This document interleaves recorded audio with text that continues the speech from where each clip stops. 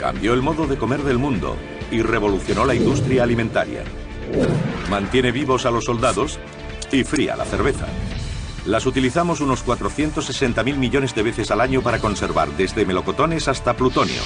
Y sin embargo, casi nunca pensamos en ellas. A continuación, un logro olvidado de la vida moderna. Las conservas en Maravillas Modernas.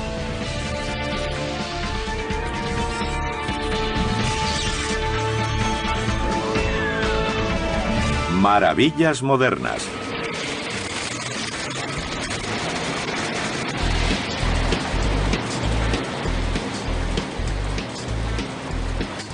Conservas. El avance más importante de la historia en la preservación de alimentos. Hay latas de aluminio para la cerveza o de hojalata para los guisantes.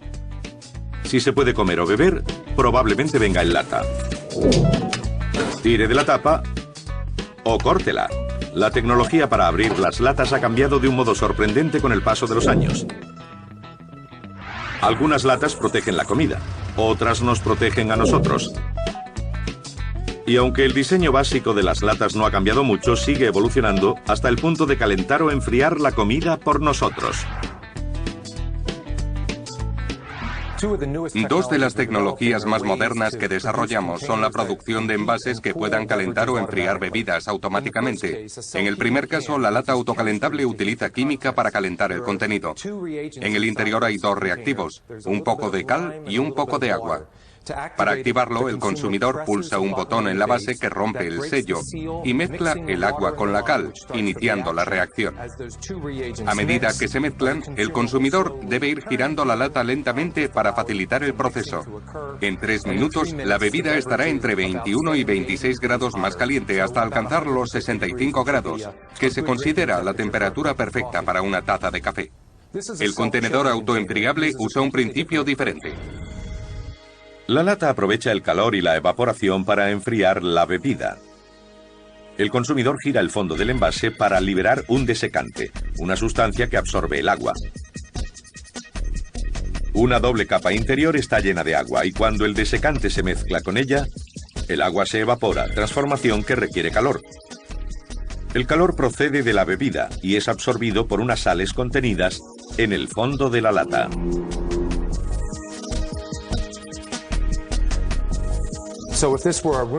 Una bebida a temperatura ambiente 22 o 23 grados centígrados en 3 o 4 minutos se enfriaría hasta los 4 grados, que es la que alcanzaría en un frigorífico. Latas autoenfriables. Muy ingenioso. Pero por mucho que la adornemos, la lata es uno de esos inventos poco admirados, a pesar de su gran impacto. Las conservas son algo que hoy damos por sentado, pero si se piensa en ello, probablemente sea uno de los grandes inventos del mundo, como la rueda o la bombilla. Es un elemento ubicuo de nuestra sociedad. Todo el mundo las tiene y sin ellas no podríamos haber sacado la comida de los campos, conservarla y permitirnos viajar llevándola con nosotros. El proceso de fabricación de una lata comienza con planchas de hojalata, que es acero cubierto de estaño. El metal también se recubre con una capa protectora de barniz.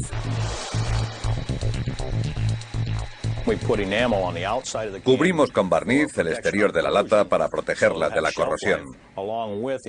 El interior para proteger a la comida del envase y al envase de la comida. La dureza del barniz varía dependiendo de la acidez de la comida a envasar. Una lata de guisantes no necesita demasiado porque no son muy ácidos. Pero una de salsa de tomate necesita una capa gruesa, porque el tomate es tan ácido que puede corroer el metal en pocos meses. La lámina de metal barnizado pasa por una máquina cortadora. La cortadora la divide en placas para formar el cuerpo.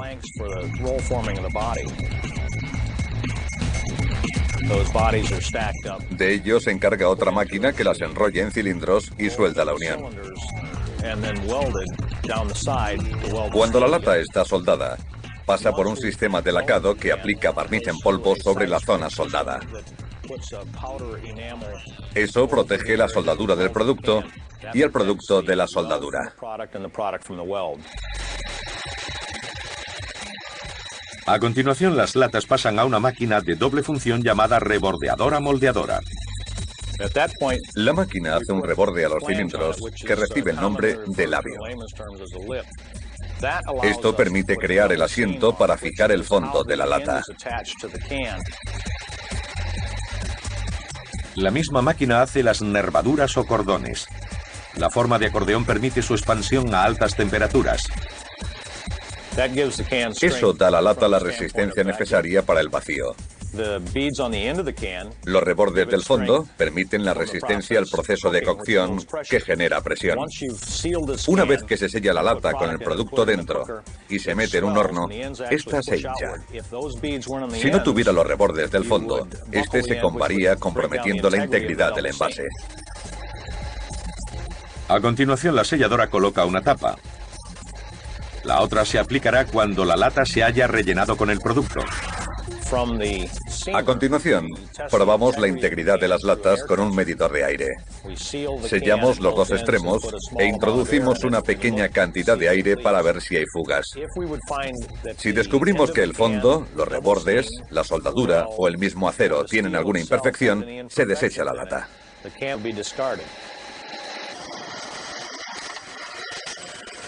Una vez comprobada, se dispone para la expedición. Esta fábrica produce 3 millones de latas al día, aproximadamente 1.000 millones al año.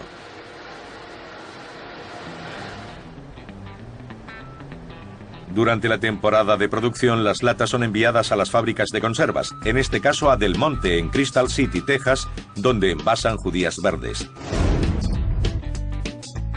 Durante siglos, el principio básico de la conserva ha permanecido inalterable. La comida se sella en envases herméticos y se somete a temperaturas que oscilan entre 115 y 120 grados centígrados para destruir cualquier microorganismo contaminante que pudiera contener. Cuando traemos las judías del campo, pasan por los diferentes pasos del proceso de preparación. Primero las limpiamos con aire para desprender cualquier partícula. Luego las lavamos para eliminar el polvo y cualquier resto de suciedad. A continuación las cortamos.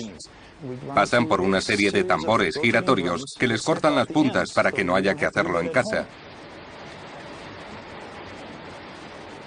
Luego las judías pasan a la planta, donde son sometidas a un proceso informatizado de selección. Es un sistema con una cámara de color. Las cámaras captan la imagen del producto que pasa por esta máquina. El ordenador la analiza y determina si es una judía o no, y rechaza los elementos que no considera apropiados. Lo retira con un chorro de aire. A continuación, las judías son clasificadas por tamaños. Las más grandes son envasadas al estilo francés y las pequeñas troceadas. Luego son escaldadas a unos 75 grados centígrados. Este proceso fija el color de las judías y extrae el aire que pudiera quedarles dentro. Es muy importante eliminar todo el aire para mantener luego el vacío. A continuación se introducen en las latas. Se meten las judías en las latas y nos aseguramos de que todas quedan llenas. A continuación pasamos a la adición de la salmuera de cobertura. La salmuera es agua caliente con una ligera solución de sal, y al añadirla, expulsamos cualquier resto de aire que pudiera haber en la lata. La sal se añade para dar sabor. A continuación, las latas pasan al evacuado. Hay un tambor con cilindros que presionan las latas, eliminando el exceso de agua para que estén bien rellenadas. Hay que dejar algo de espacio en la parte superior. El espacio superior es muy importante en el proceso de enlatado. Se trata de la distancia entre la superficie del producto y la tapa. Si es reducido, haría que la lata se combara al calentarse. Demasiado grande haría que la lata pesara menos. La cerradora es la máquina que fija las tapas. Justo antes de hacerlo, una boquilla lanza un chorro de vapor en el espacio superior, desplazando el aire. Este momento del proceso es crucial porque parte de la magia de las conservas reside en su capacidad para impedir el deterioro de la comida que se produce en presencia de aire. Una vez que se ha colocado la tapa, la lata se convierte en un recipiente hermético.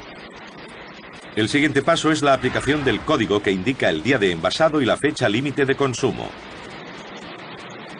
Aunque algunos productos enlatados pueden durar mucho más de su fecha de caducidad.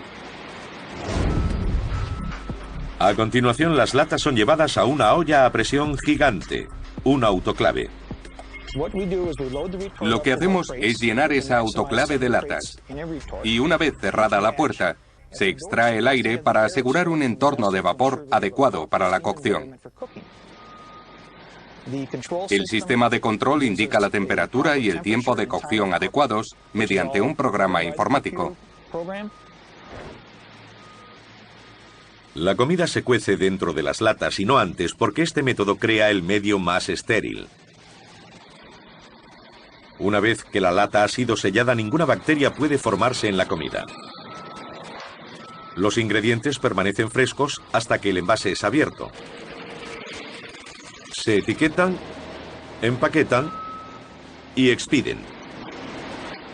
Este proceso de enlatado de última tecnología dista mucho de los primeros experimentos de conservación de alimentos.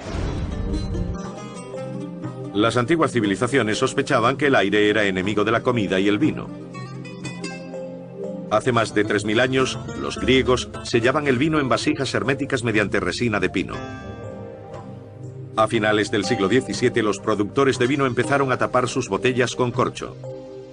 La comida se protegía de diferentes modos, vertiendo aceite hirviendo por encima o cubriéndola de grasa fundida. Muchos alimentos se conservaban en sal, pero ese tratamiento eliminaba importantes nutrientes y sabor. Ninguno de esos métodos podía proteger a la comida verdaderamente de los efectos del aire. El mundo necesitaba una forma de conservación limpia y duradera que no destruyera los nutrientes fundamentales. Sorprendentemente, el hombre que inició la revolución de las latas fue Napoleón Bonaparte, quien afirmó que un ejército avanza sobre su estómago. Napoleón estaba cansado de alimentar a sus tropas con lo que encontraban en el terreno. En 1795 ordenó al gobierno francés ofrecer un premio de 12.000 francos a quien inventara un método para conservar la comida y enviársela a su ejército. En 1809, un parisino llamado Nicolas Appert ideó las conservas. Antiguo vinatero, Appert asumió que, igual que el vino, la comida se estropeaba cuando quedaba expuesta al aire. Tras años de experimentación, descubrió que cociendo alimentos como la carne y la fruta y conservándola en envases herméticos de cristal, podía mantenerla fresca. Presentó la idea a Napoleón y él mismo le entregó el dinero del premio. Poco después, en 1810, el inglés Peter Durand adaptó su idea. Sustituyó los frágiles botes de cristal por latas de hojalata hechas de hierro cubierto de estaño. El estaño servía de protección al hierro ya que se oxida y corroe mucho más despacio. Las latas eran herméticas y gracias a ellas había comida fresca disponible siempre en cualquier lugar. El nuevo invento cambió la forma de comer en el mundo. Introduciendo la comida en una lata, sellándola y calentándola adecuadamente, se podía enviar comida de gran calidad, con todos sus nutrientes, a cualquier parte del mundo. La Marina Británica utilizaba más de 18.000 kilogramos de comida enlatada al año en 1813, ya que ayudaba a prevenir el escorbuto y otras enfermedades, debidas a la falta de vitaminas y nutrientes que sufrían los marineros que pasaban largas temporadas navegando. Los alimentos enlatados no tardaron en atravesar el Atlántico hasta América, donde ayudaron a alimentar a los pioneros a medida que atravesaban el continente para asentarse en el oeste. Los mineros de la fiebre del oro subsistían a base de judías en lata y durante la Guerra de Secesión la comida enlatada era tan importante para mantener vivos a los soldados como sus armas. Aún así, producir las conservas era un trabajo muy duro a mediados del siglo XIX. Las latas eran hechas a mano por trabajadores que las martilleaban y soldaban para darle forma. Un obrero hábil podía hacer entre 6 y 10 latas al día. Pero eso estaba a punto de cambiar con la llegada de la producción en cadena. En solo un año se fabricarían millones de latas. En el siglo XX se desarrollarían nuevos diseños que llevarían las conservas a otro nivel. Pero un nuevo tipo de lata amenazaría la atmósfera de nuestro planeta.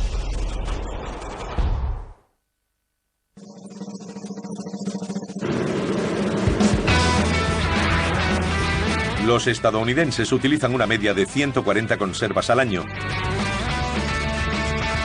Pero ya sea atún, verduras o jamón, el proceso de enlatado es básicamente el mismo. La comida se introduce en envases herméticos y luego se cuece. Sin embargo, todas las conservas tienen un problema con los microondas: la propia lata. Hay un error bastante extendido sobre que no puede usarse metal en el microondas. No es cierto, siempre que la lata esté diseñada adecuadamente. Esta, por ejemplo, es una tradicional que no podría meterse en un microondas. Si lo hiciéramos, su superficie reflejaría las microondas, impidiendo que llegasen a su contenido. Si la lata tiene el diseño adecuado, como esta, que tiene muy poca profundidad y una gran boca por la que se pueden absorber las microondas, la comida puede calentarse perfectamente. El consumidor solo tiene que retirar la tapa, meter la lata en el microondas y encenderlo.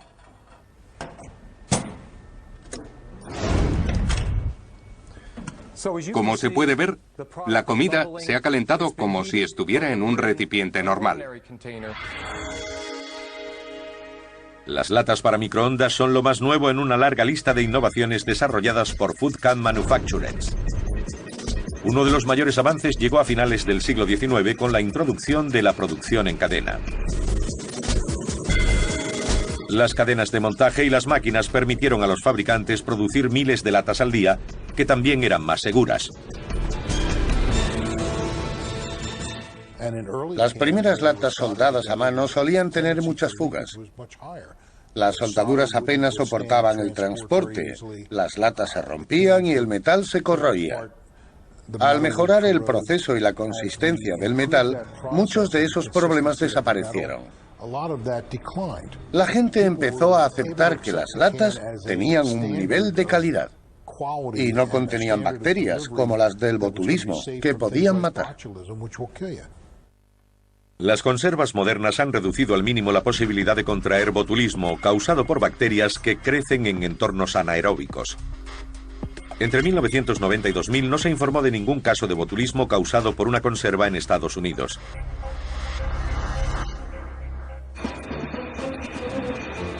Durante las guerras mundiales, las latas de conservas permitieron alimentar a millones de soldados.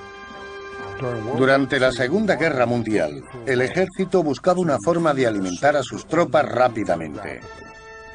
Produjeron unos paquetes de comida enlatada llamados raciones C y K. Todo estaba enlatado. La ración C era una caja que contenía un par de latas. Una de sopa o cocido y otra que contenía galletas y queso. La comida en lata se impuso tras la Segunda Guerra Mundial cuando la gente empezó a consumirla por su eficiencia. Ya desde el atún o las zanahorias hasta la macedonia de frutas, la moda era la lata. Pero no todo era comida. También hacían falta bebidas para bajarla. Actualmente el uso de latas para bebidas supera con creces al de la comida. La primera bebida enlatada con éxito fue presentada en 1935 por la empresa cervecera Kruger. Los recipientes se desarrollaron después de que las latas de acero fueran lo bastante fuertes para resistir la presión interna generada por la pasteurización de la cerveza, y cuando se descubrieron revestimientos efectivos para eliminar el sabor metálico. La primera lata de bebida de aluminio fue fabricada en 1963. El aluminio se moldea fácilmente, es ligero y resistente a la corrosión. En 1985 las latas de aluminio eran la bebida envasada más vendida en los supermercados. Ahora los consumidores compran 4 veces más refrescos en latas que en botellas de plástico. Recientemente la lata de aluminio se ha transformado en un híbrido más fácil de usar. Esta es una de las últimas innovaciones de envasado. Se llama botella-lata y está hecha de aluminio pero con forma de botella. A los consumidores les encanta por su diseño, porque transmite sensación de frescura y porque no se rompe como el cristal. Se ha vuelto muy popular en la industria de los refrescos y la cerveza. Otra lata que ya ha sido reformada es el aerosol. Patentado en 1926 por Erik Rockheim, un ingeniero químico noruego, el aerosol salió al mercado durante la Segunda Guerra Mundial, cuando el ejército estadounidense buscaba una forma efectiva de librarse de los insectos en la selva.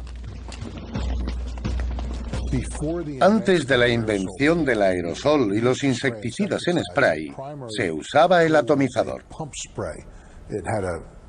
Este constaba de un recipiente con insecticida y un gran émbolo en la parte superior que había que accionar a mano. Algo poco práctico para un soldado que se tiene que arrastrar por la selva y dándole al émbolo. El aerosol fue la solución. Pequeño, ligero y práctico, un soldado podía rociar insecticida con solo pulsar un botón. Las latas de aerosol funcionan mediante un propelente, que es un gas a presión.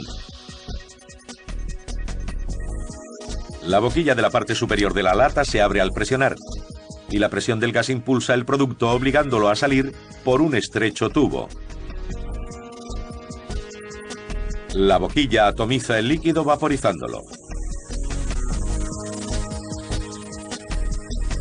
Las primeras latas de aerosol usaban clorofluorocarbonos, o CFCs, como propelentes. Pero los científicos descubrieron que al ser liberados, esos productos químicos suben directamente a la atmósfera. A gran altitud, el cloro y las moléculas de CFC destruyen la capa de ozono que rodea la Tierra. El ozono es un gas, una forma de oxígeno que sirve para proteger a la Tierra de los rayos del Sol. Sin él, aumentan los riesgos de cáncer de piel y el calentamiento global. Los propelentes de CFC fueron retirados de más del 90% de los aerosoles de Estados Unidos en 1978, sustituidos por otros propelentes como el isobutano y el dimetiléter. Ello ha contribuido a la regeneración de la capa de ozono. No obstante, algunos científicos creen que la capa de ozono no volverá a tener los niveles anteriores a 1980 hasta el 2070 aproximadamente. Puede que los aerosoles actuales ya no sean una amenaza para la atmósfera, pero hay que tener cuidado a la hora de tirarlos. Si se arrojan al fuego, pueden estallar. Las latas aptas para el microondas y los aerosoles representan grandes avances de la industria. Pero durante generaciones han sido latas corrientes las que han estado presentes en casi todas las casas con jardín. Las conservas caseras son una tradición de casi 200 años. Existen dos procesos diferentes. Está la conserva con agua hirviendo, que solo se utiliza para alimentos ácidos, mermeladas, gelatinas y cualquier tipo de pasta para untar, incluidos los tomates. Y el proceso a presión, que solo se utiliza para alimentos poco ácidos como las verduras, zanahorias, judías verdes y todo lo demás. La conserva mediante vapor a presión es necesaria para alcanzar las altas temperaturas que matan cualquier microorganismo presente en los alimentos poco ácidos. El resultado, comida sabrosa que dura años. Desde conservas caseras hasta productos industriales. Los diferentes tipos de lata dieron lugar al nacimiento de un compañero necesario, el abrelatas. Primitivos, potentes, sencillos y complejos. Hay uno para cada tarea. Incluso abridores especiales que guardan las tapas en su interior por seguridad.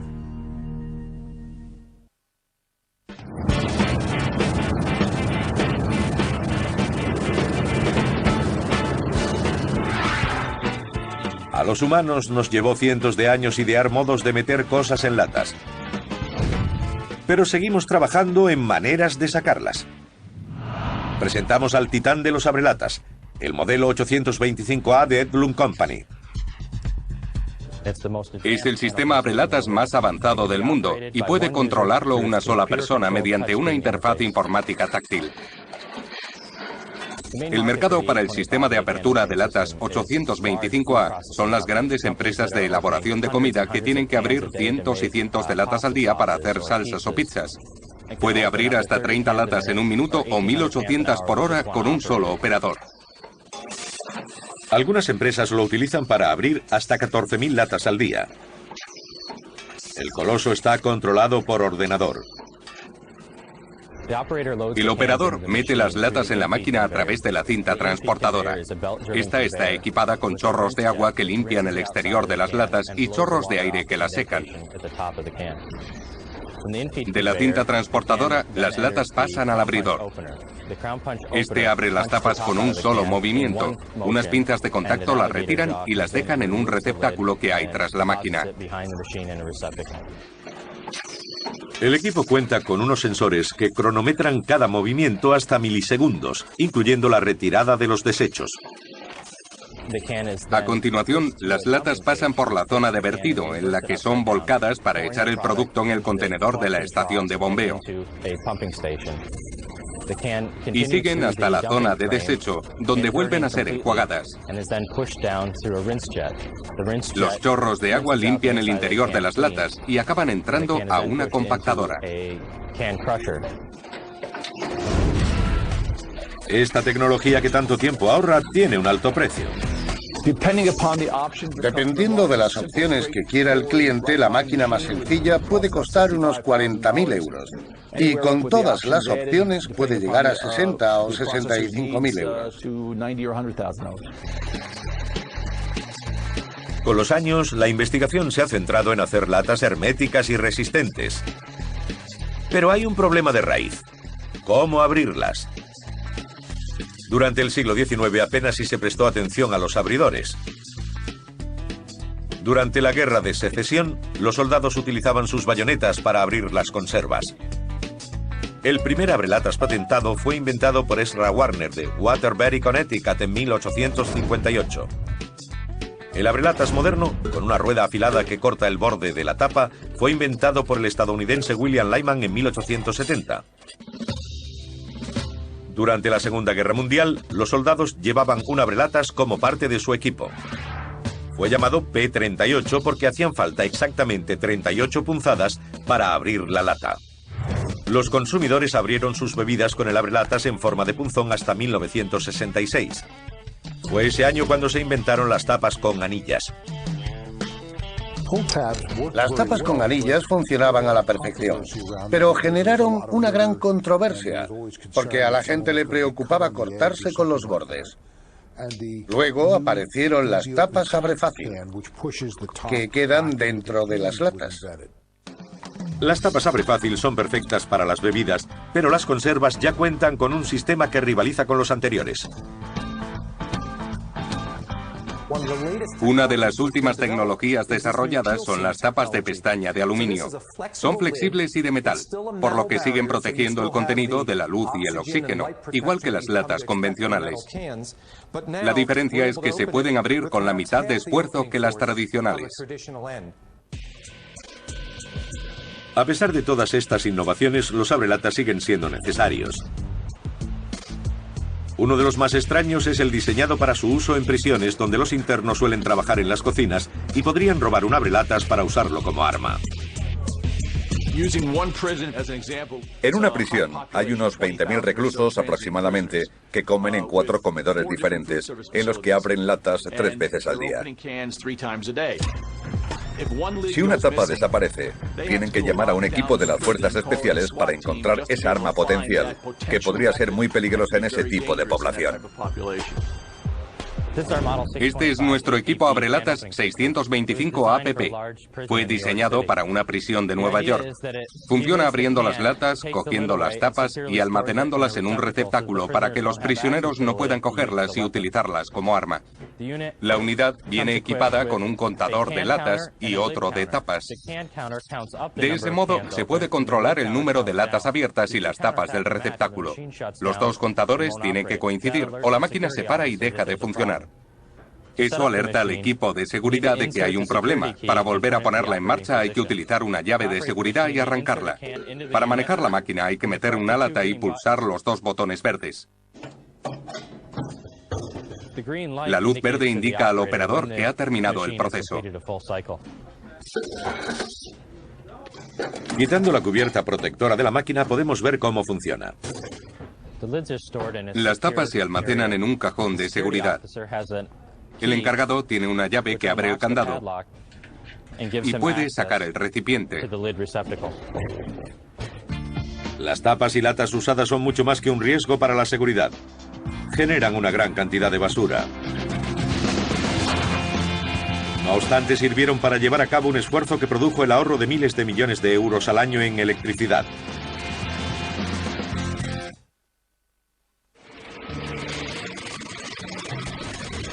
El gran éxito de las latas tiene un alto precio.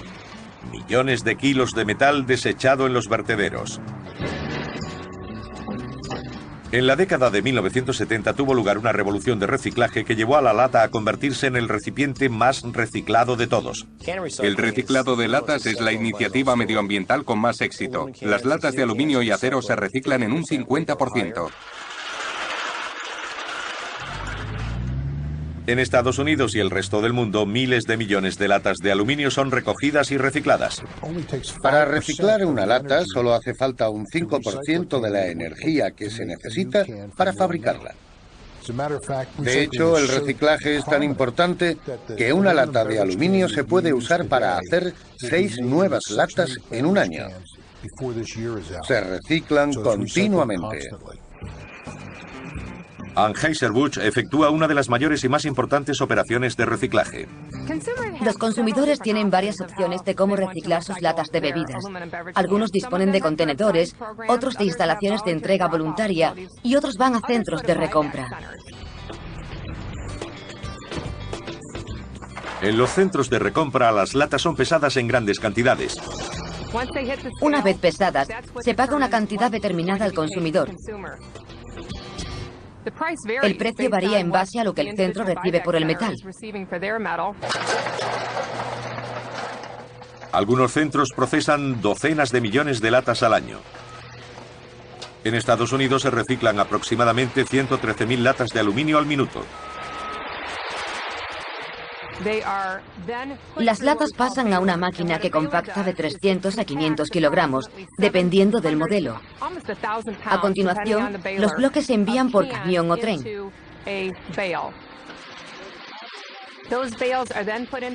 Cada camión transporta alrededor de 18.000 kilogramos de latas prensadas.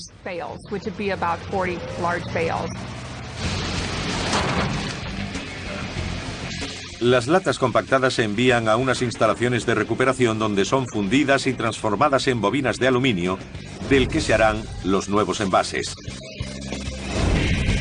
Este año hemos reciclado más de 27.000 millones de latas de aluminio. Por supuesto, las latas no fueron los primeros objetos de metal en ser reciclados. Los antiguos romanos recogían los restos de bronce y los fundían para hacer armas. La escasez de recursos provocada por las guerras mundiales incrementó la necesidad de reciclar. Se animaba a la gente a donarlo todo, desde viejos coches hasta latas, para aumentar el suministro de metal. Pero fue en los años 70 cuando se hizo habitual reciclar latas de cerveza y refrescos. Cuando comenzó el movimiento ecologista, las cantidades que iban a parar a los vertederos habían alcanzado niveles inaceptables. Y el reciclaje, como forma de controlar los residuos, se volvió muy importante en la mentalidad del pueblo estadounidense y el resto del mundo. También resultó ser una gran idea, ya que la recuperación de metales, sobre todo aluminio, financia la mayor parte del reciclaje. El año pasado, la industria de las latas de aluminio pagó más de 600 millones de euros a consumidores, municipios y negocios para reciclar sus envases. Otro modo de los fabricantes para ahorrar recursos es mejorando el diseño de las latas. Ahora son más ligeras. Desde los años 70 el peso de una lata de aluminio ha bajado de 25 kilos el millar a 13 por cada 1000. Esto se ha logrado gracias a la optimización geométrica, un nuevo borde que permite a los fabricantes cortar las esquinas. Un ejemplo reciente de optimización geométrica en la producción para aligerar peso es el nuevo borde de las latas de bebidas. Los de las tradicionales son casi verticales. Se puede ver claramente la diferencia en comparación con este nuevo borde, que presenta un ángulo de 45 grados. Ese cambio tan sencillo ha tenido un gran impacto. Gracias a ese ángulo, se ahorra un 10% de metal en el borde. Un ahorro significativo. A finales de este año, habremos producido 100.000 millones de estos bordes, ahorrando 25.000 toneladas de aluminio. Décadas afinando han producido el milagro del ahorro de metal. Este envase fue fabricado en 1971. Actualmente se pueden producir 4 con la misma cantidad de material.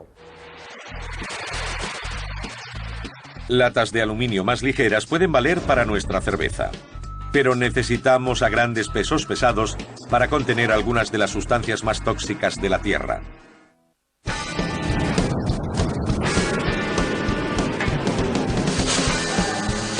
Las latas son los envases de una gran variedad de sustancias.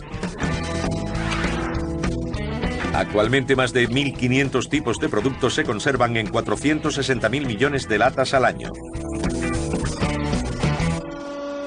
Pero ciertamente uno de sus trabajos más importantes está relacionado con el almacenaje de residuos radiactivos, generados como subproducto del tratamiento de material nuclear para la defensa nacional. El material es altamente radiactivo, y lo será durante miles de años.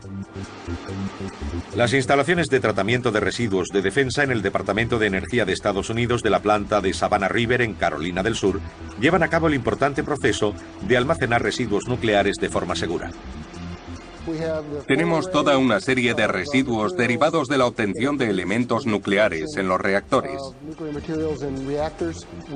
Tenemos cierta cantidad de plutonio o tectenio. Los residuos procesados aquí han sido generados en la planta de reactores de Savannah River. El primer paso es guardar el material residual radiactivo en cristal. El proceso se llama vitrificación. Los residuos nucleares inician el proceso de vitrificación en forma de sedimento. Procede de la disolución del combustible de los reactores nucleares y se almacena en tanques subterráneos con capacidad para casi 4 millones de litros por depósito. Para la vitrificación se utiliza un material denominado frita. Esto es frita. Parece arena, pero es una mezcla de formulación especial que nos permite cubrir los residuos. Al enfriarse, forma un cristal inerte y resiste un largo periodo de tiempo. En Savannah River, los residuos y la frita son cristalizados en un horno. Parece una tetera gigante. Tiene forma cilíndrica con un conducto de salida y 4 electrodos que lanzan rayos contra los residuos y los calientan hasta alcanzar 1100 grados centígrados para fundirlos. El cristal fundido es vertido en los envases a través de un equipo especial. El trabajo se hace mediante robots debido a la radiactividad. Los contenedores están diseñados y fabricados especialmente para el proceso de vitrificación. Pesan 550 kilos y sus paredes tienen casi 1 centímetro de grosor. Los contenedores miden unos 3 metros de alto y medio metro de diámetro. Son de acero inoxidable y se rellenan a un ritmo de 2 litros por minuto. Se tarda en torno a 24 horas en llenar uno. Los contenedores son rigurosamente examinados antes de ser aprobados. La prueba más importante es la de golpes. Debido a que tienen que ser transportados por carreteras públicas, deben ser capaces de soportar cualquier impacto en caso de accidente. El contenedor ha sido sometido a examen lanzándolo desde una altura de 7 metros, al derecho, al revés y de lado. No debe sufrir ningún daño que pueda afectar a su función, y ha pasado la prueba. Durante décadas, los científicos han buscado una forma efectiva de almacenar los residuos nucleares durante largos periodos de tiempo. Consideraron muchas opciones, desde enterrarlos bajo el mar hasta meterlos entre el hielo polar, pasando por enviarlos al espacio. La idea de la vitrificación fue elegida como la mejor, principalmente por la increíble estabilidad del cristal durante miles de años y la disponibilidad de tecnología de fusión para su aplicación. Creo que estos fueron los factores principales que llevaron a su elección. Aunque resistentes, los envases no pueden impedir la emisión de radiactividad. Los usamos como una forma de guardar el cristal y protegerlo durante su traslado a la zona de almacenaje en unas instalaciones federales. Para ello eran necesarios contenedores que pudiésemos transportar por vías públicas. Una vez que se vierte el cristal fundido, se deja enfriar y se descontamina el exterior del envase. Es un proceso de limpieza con arena. Lo colocamos en una cámara y lo rociamos con agua y arena para eliminar la corrosión y la contaminación de la superficie. A pesar de que los residuos están vitrificados, siguen emitiendo radiación y deben ser manipulados mediante robots. Nadie puede acercarse sin protección. Los materiales radiactivos acaban por ser inofensivos, pero solo después de miles de años. Los contenedores son sellados mediante el soldado de una tapa.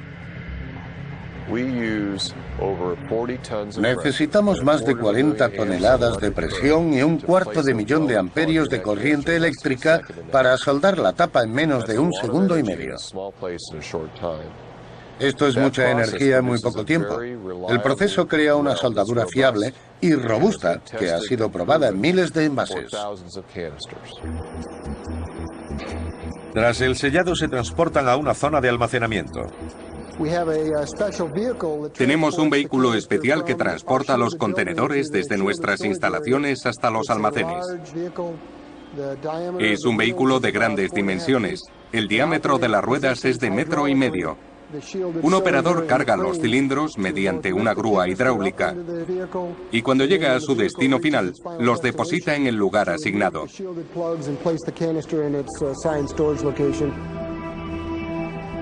La zona de almacenamiento de la planta de Savannah River es solo temporal. El gobierno proyecta trasladar los contenedores a un depósito federal permanente para residuos de alto nivel, probablemente en Monte Yucca, Nevada. Ya sea para almacenar residuos nucleares o los melocotones de la abuela, para alimentar a los colonos o a los soldados, las conservas son una parte esencial y olvidada de la vida moderna.